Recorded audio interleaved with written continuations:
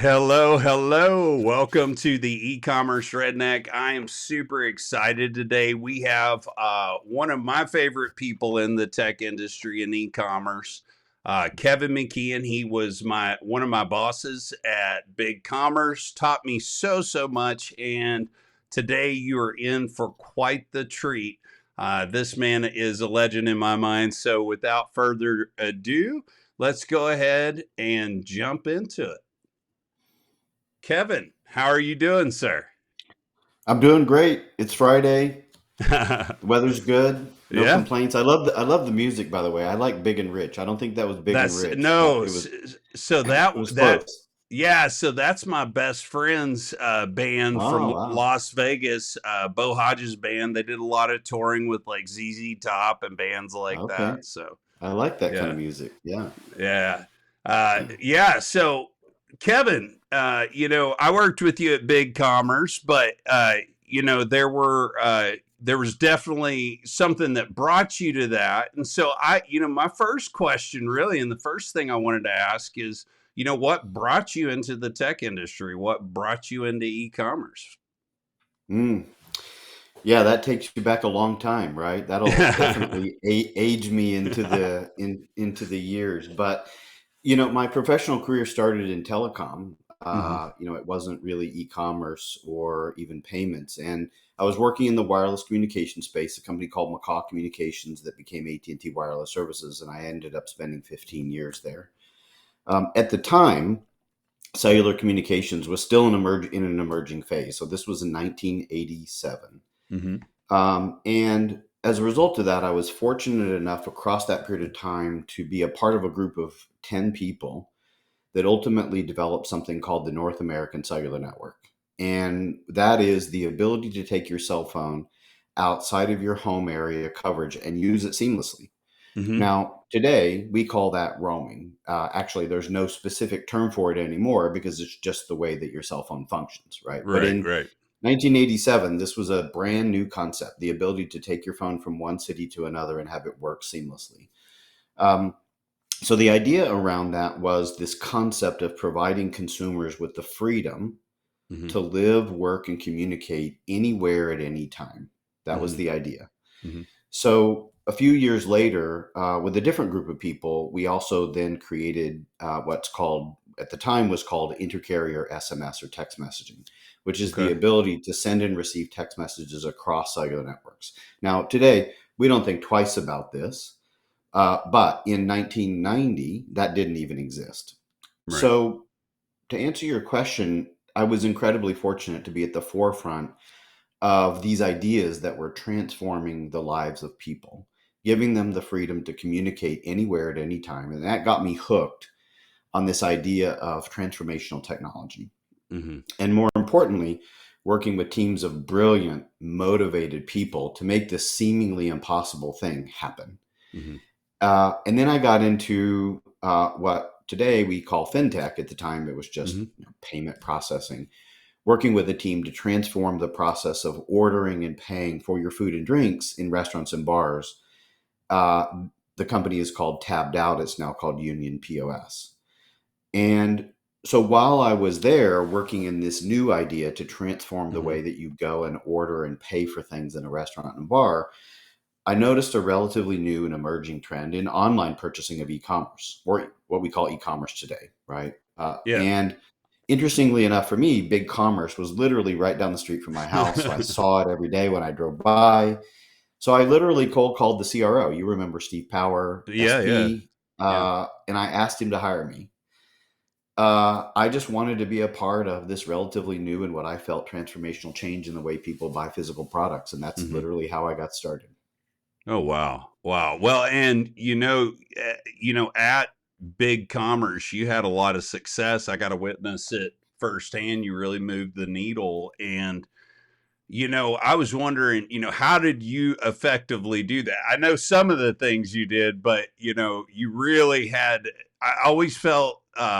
I'll put it to you this way: with you at the helm, I always felt pretty secure that we had a pretty damn good plan.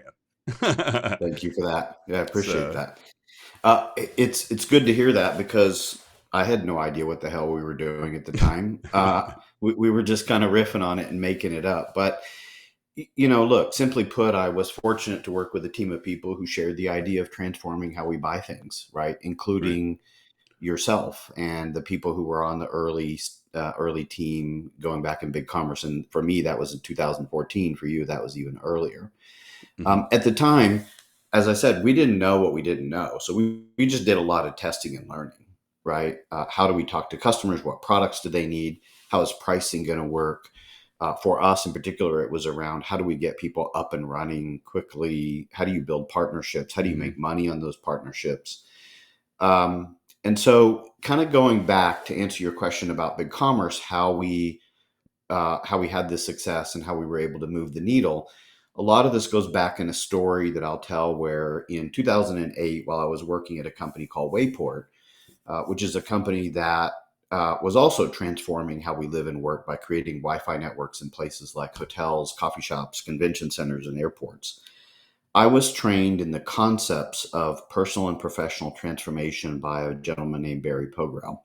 Hmm. And he gave me the language and the tools to guide others through these transformational opportunities, coaching them along the way so that they would also have the lifelong tools they can use again and again. So I think that was part of it at the time, was that I came prepared for entering into something that was brand new, working with a team of people to transform the way people buy, sell, and buy things online. But I also came prepared with a set of tools that I had been trained in Hmm. about how the vocabulary and how to teach people how to use these tools as Hmm. well. And I think that helped. But look, credit goes to the team that was there at the time, Hmm. including you and Victor. Hmm. You guys were ready and willing to take on anything that would support the mission and the vision of the and improve the lives of customers. I remember those early conversations that we had about moving you guys into our team and the work that we Uh-huh. would do. And I think at first you guys were a little bit skeptical that that was Hmm. the right thing, but I think it turned in, hopefully for you, as Yeah. to something that was new, it was different, it might have been scary at the time. But in terms of transformation, those are all the foundational things that come along with Mhm. that as well, right? And so, yeah, a lot of credit to you guys for just being brave and trusting me to do Thank some of you. those things.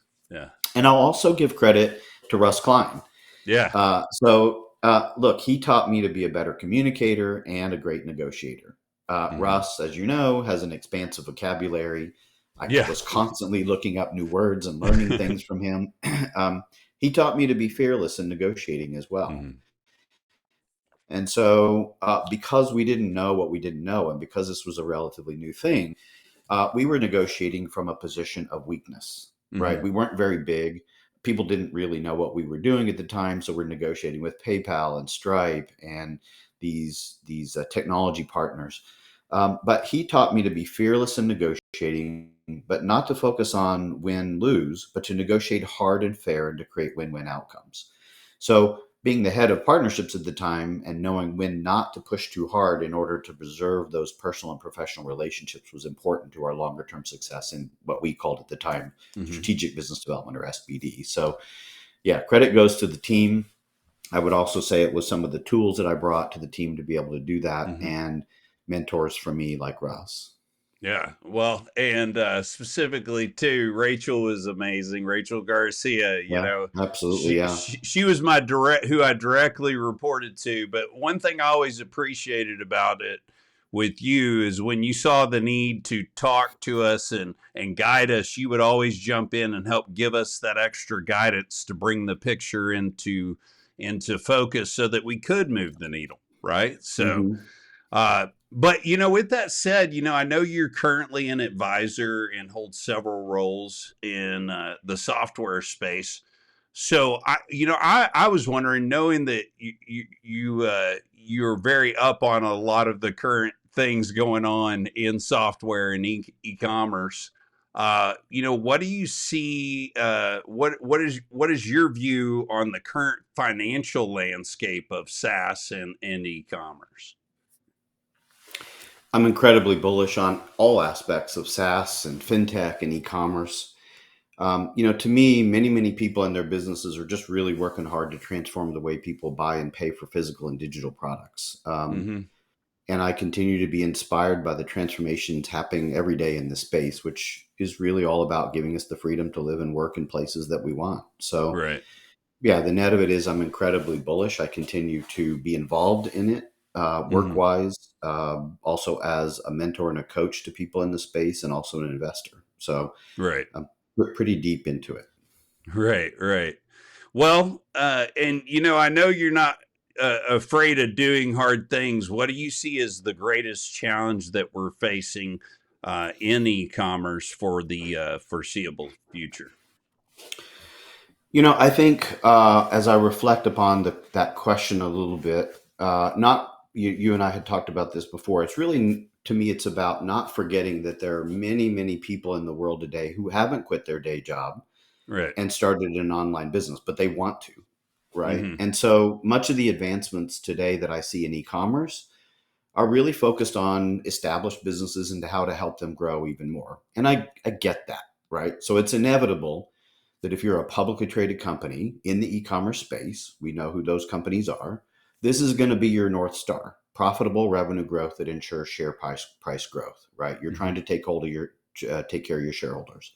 So Hmm. it's a very different focus than it was when they were a privately held company and they had the flexibility to try different things. Right. But let's not forget what all got us here in the first place, which is individuals who have the courage to start a new business, and in Right. many cases without much experience in doing it at all. So, what we need is people like yourself who are helping these people uh, get started and really grow their businesses, Hmm. right? And you're doing that with individuals who come to it and say, I want to do something different. I want to be independent. I want to start my own business. I have this idea or a Hmm. product or a service that I want to sell.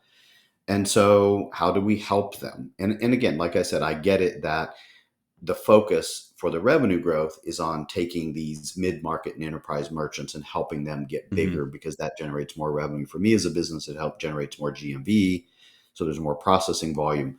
But to me, we need entrepreneurs innovating to create more transformation in this industry, and an ecosystem of investors who are willing to fund those businesses and their creative founders. And Right. so to me, it's easy to place bets on the sure winners, but Right. what we need is courageous investing in founders with no plan B and a powerful desire to win.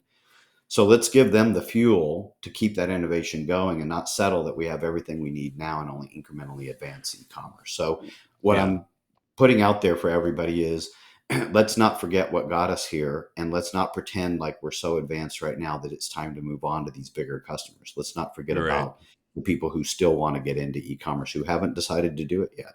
Well, and it's interesting that you say that because I feel like now more than ever people are not finding success by mistake like they might have in the early days. It is a system. There are various systems and products out there that they can utilize to really get things done now, but it's something you have to be ready to work. But those guys and gals that are out there starting businesses, being entrepreneurs, fighting for their niche, I think it's a great time. I'm doing it myself. So, Yeah. but Yeah, agreed.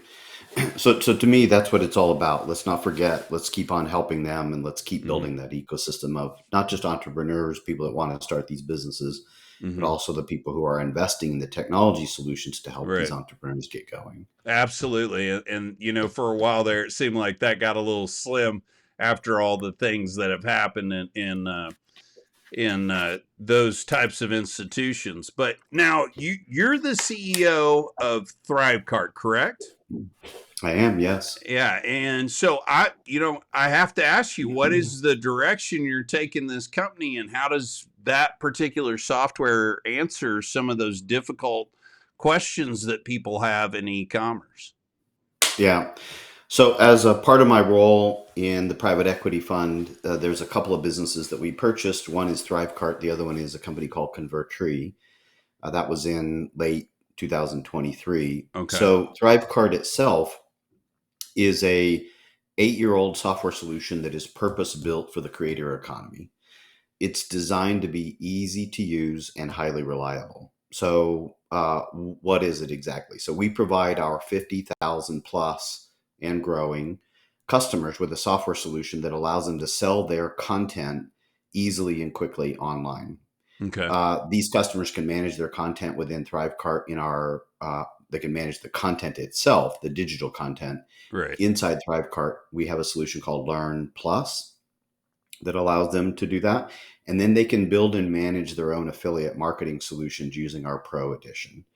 So all for a one-time lifetime license fee, which is very unique, which is about 10% of the cost of our competitors over a 3-year Mm-hmm. period. You can actually build a digital content online business and make a lot of money. So virtually all of our transactions that we process for our customers are digital products. This Mm-hmm. year alone, we're going to help our customers sell over $2 billion in digital content. Oh, And wow. these customers range from, like I said before, brand new, getting started, never sold anything online before, and these are creative individuals who are creating their own digital content. It might be coaching services, it might be videos, it might be master classes, it might be training, whatever it might be. Mm-hmm. These people are everything from brand new to $20 million to $50 million a year businesses. Mm-hmm. So we also own a company called Convertri, which is a software solution that's squarely focused as well on the creator economy that works seamlessly alongside ThriveCart. Convertri gives our customers the tools to build their own high-speed, beautiful landing pages so that our customers can create these seamless e-commerce solutions versus trying to cobble together various landing pages and site builders that may not be fast, reliable, or easy to use. So you're involved in this space very heavily. You Mm-hmm. know what I'm talking about. This is not a mid-market or enterprise solution yet. This is really for people who sell digital content, who want to Mm-hmm. get started easily and quickly, Mm-hmm. and start selling. And in some cases, as I said, they grow to $20 to $50 million a year businesses using Oh, our wow. cart and checkout solution. Well, So our solution also allows them to create their own funnels, okay. upsells, bump offers, things like that. So as they start selling their digital content and they add on additional products and services, they can use upselling or bump offers to Okay. actually increase their revenue. And as I mentioned, we also provide the payment solution behind the scenes and process for our customers this year about 2 billion. Now, does ThriveCart attach to your website, or is it have its own front end? How does that work? Both. Okay. So we have some customers, for example, that just use ThriveCart by itself. Okay. You could build a solution where you just have a front page and then you have a cart and a checkout solution with Okay. products in it. That's all. We have some customers that use WordPress or Woo, for example, Mm-hmm. and they attach ThriveCart to it. And then through our acquisition that we made of Convertri late last year, we're really recommending to customers who want to get started easily with something that's more of a fast loading landing page with a easy to use editor that Oh, they can cool. use Convertri to build these landing pages and then attach ThriveCart into it. So they've got a great way to build the landing page and then a really awesome cart and checkout solution. That sounds great. Yeah, I love these types of solutions that answer really some of those niche questions, right? And help people uh, have a great opportunity to have a chance at success. Yeah. I did want to ask you, you mentioned, this investment group. So I know you're an investor. In fact, a couple of years ago, I actually was online and, I was trying to figure out my next move. And I was listening to this guy called I think it's the Economic Ninja on YouTube or something. And he goes, if you have money, invest. If you don't have money, invest your time in sweat equity. And so I started doing sweat equity deals, and they have all started to come to fruition now. So, but with you, what do you look for as an investor when you're looking at companies? What is the thing that you're like, that's something special? That's really smart. Smart of you to think of it that way, because I think that's a great way to get involved and to Mm-hmm. learn. Mm-hmm. If you have the money to invest, maybe that's still not even the best way to do it. It might still be just getting involved in sweat Mm-hmm. equity because you're not ready to financially commit. For me, it really boils down to, while the technology itself is essential, of course, for me Mm-hmm. personally, it's the ability for that software solution to transform how we live our lives. The most important investment basis for me is really the founder and their team. And so I've invested in businesses such as Flash Parking here in Austin, Optelos, Mm-hmm. Union POS. And it was largely based upon the founders and their maniacal focus for winning and building software solutions that can change lives. Mm-hmm. And so they're not only highly motivated for success, but they also have a desire to transform the way that we live our lives in some way. And they don't have a plan B, right? This is it. It's got to work. Mm-hmm. Yeah. Flash Parking has been around for 12 years, and it was really the two guys that I met who started that business. Mm-hmm. And what they've done over that 11-year period is they've taken it from a business that was at the time worth $11 million to the last round of funding that we raised, put the company valued at over $1 billion. And so that's the credit to them. But my investment in what they were doing initially, by the way, it's not even the same thing that they're selling today that I invested in 11 years ago. Yeah. It was really about them and Right. their commitment to success, and the fact that they didn't have a plan B. It had to work.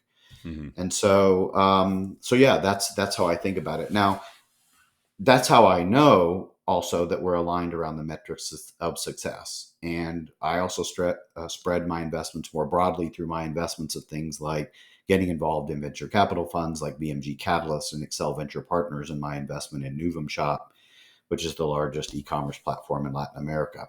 Mm-hmm. And so all of those VC firms or private equity funds also invest in SaaS, fintech, and e-commerce. And so that's how I sort of stay involved in that way. But more generally, depending upon the stage of the business, whether it's seed or Series A or whatever it is, the market size and the financial metrics, specifically revenue and customer growth, are the most important areas I look at, in addition to the founders and how committed to success they are and whether or not they have a plan B. Mm-hmm.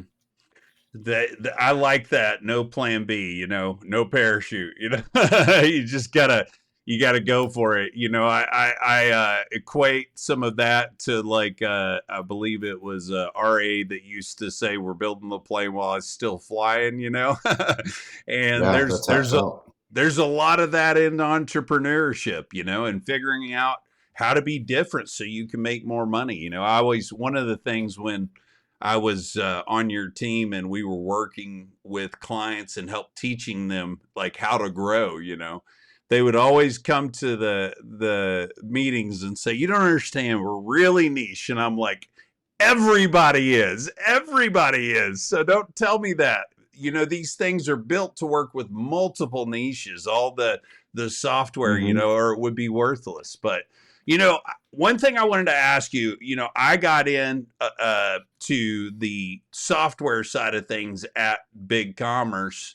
I had been in the agency side of things. And, when I got there, it was kind of dumb luck a little bit. I'd seen an advertisement on their website because I was building a store on BigCommerce, and they said that they were going to have a get together and pizza and blah blah blah. And so I came and brought a. I wish I had it close, but I brought a. You should see. In fact, I'll send this to you.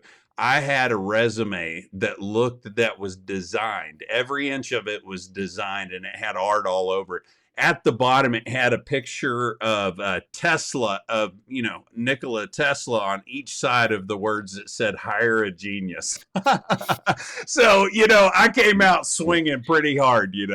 But what kind of advice would you give to a young person, or even somebody changing their careers, getting into the e-commerce space? First thing I would probably say is be willing to fail. Mm-hmm. I have many, many examples of mistakes I've made in investing, business, and just in people in general. Mm-hmm. My assessment of them or working with them, that learning has what allowed me to have some success. So, Mm-hmm. oftentimes people will say, well, tell me about these successful businesses that you've invested in. I mentioned before Flash Parking and Optelos and Mm-hmm. Union POS. Well, if I told you about the ones that weren't successful, that's not nearly as fun. There are probably twice as many. Yeah. But I would also say that I probably wouldn't do it any differently, because the lessons I've learned from why they didn't succeed, what was it about the business or the market that they were in, or the founders, or the decisions that were made, that is what helps me learn how to do it better the next time. And that happens through experience and trying and be willing to fail. So I would say be willing to fail, also be continually curious, Mm-hmm. try new things that you find interesting. Just because you don't know it or don't understand it doesn't mean you shouldn't get involved in some way. There is something that you will bring to the table to that conversation, although it may not necessarily be about what they're doing. So, for example, one of the businesses that I invest in is a business called Uptelos, and we do asset inspections for large enterprises using artificial intelligence computer vision. Mm-hmm. Now, that's a mouthful, but basically what it means is that we use drones to collect imagery, and then we use that imagery and to find anomalies in whatever it is, a cell tower, an electrical transmission distribution facility. Now, do I know anything about that stuff? Not really. Those are industries that I have never been involved in. And AI is something that is new to me, artificial intelligence, computer vision in particular in this case. Um, but there are things I can bring to the table around a business, decisions, how a business is run, how you build a team, that sort of thing that I was able to bring. And so it allowed me to get involved in something like that while not being an expert in that field. But I brought to the table a unique set of skills and experiences that helped the team. But I Mm-hmm. wasn't trying to, overlay something they already know how to do. So I would say that's number two, be continually curious. And number three, I would say early on, don't get too worried about your title. Mm-hmm. Find a role in a business or an industry that you want to learn more about. It may mean going backwards in title, but forward in your knowledge. So, Right. as an example, when I left Tabbed Out at the time, I was the chief operating officer, right? Mm-hmm. And I moved from there into being a senior director at BigCommerce initially. Mm-hmm. And the reason I did that was because I wanted to have a seat at that table. I wanted to Right. learn a new industry, but I didn't know anything about e-commerce really at the time. Mm-hmm. And so it's not like, SP Steve Power was going to hire me to be a senior VP at the time, Right. Right. because I hadn't been involved in the industry. He brought me in as a senior director. I didn't have any direct reports. I came in and was just a sponge and learned everything that I could. And, of course, things changed from there where I became a senior executive at the company. But I wanted to learn a new industry, and I knew I didn't deserve the title of VP yet. I had to earn that, and it took time. But going backward was important to me because I was Right. really moving myself into a new industry, and that's how I was able to do it. Well, and the entire time I was at BigCommerce, I purposely stayed in a single contributor role. I did not. I was offered from the VP of client success management position, and absolutely told them no, because I was learning so much in those 4.5 years where we were not only selling, but we were helping guide people and helping them make more money and making more money for the company as well, is where I learned how to grow a company really quick online. So, Mm-hmm. and that knowledge now is what I make my living off of. So, I think you're absolutely correct. You can't get caught up in the titles. Sometimes you need the knowledge before you're going to get to those titles and be viable anyhow. So, Yeah, but with that agreed. said, Kevin, what is next for you, man? Mhm. Yeah, pretty simple, right? It's learning, staying curious, expanding my own comfort zone, and continuing to surround myself with people that share this idea of transformation. And, people like you, people who love to get shit done and have fun. And that's really what it's all about for me. So Yeah. as long as I can keep doing that, it'll be good. Well, we had a really good time working together. I have a ton of admiration for you, Kevin. You've always been there for me and given me a lot of good advice. So, guys, check out ThriveCart and Convertri, right? Okay, Yep. Yep. Convertri, and And keep an eye on this fella. He's a fast one, and he's going to be getting things done for a long time to come. Thank you for that. It was good to see you again. It was good to see you too. All right. Well, we're going to exit, but it was great to have you on. Thank you for watching the eCommerce Redneck Show. We're so excited to bring this to you, hopefully giving you lots of good information about e-commerce as it relates to you. If you're interested in working with me, simply go to cartconsultant.com and schedule a preliminary call for us to evaluate your needs and see how we can help you. I look forward to doing many more episodes and hopefully being a staple in your LinkedIn and YouTube feed. We'll talk to you soon. Thanks. Sherman County cutie with a little bit of down home. Likes her lime with a splash of so cold. If you know what I'm talking about.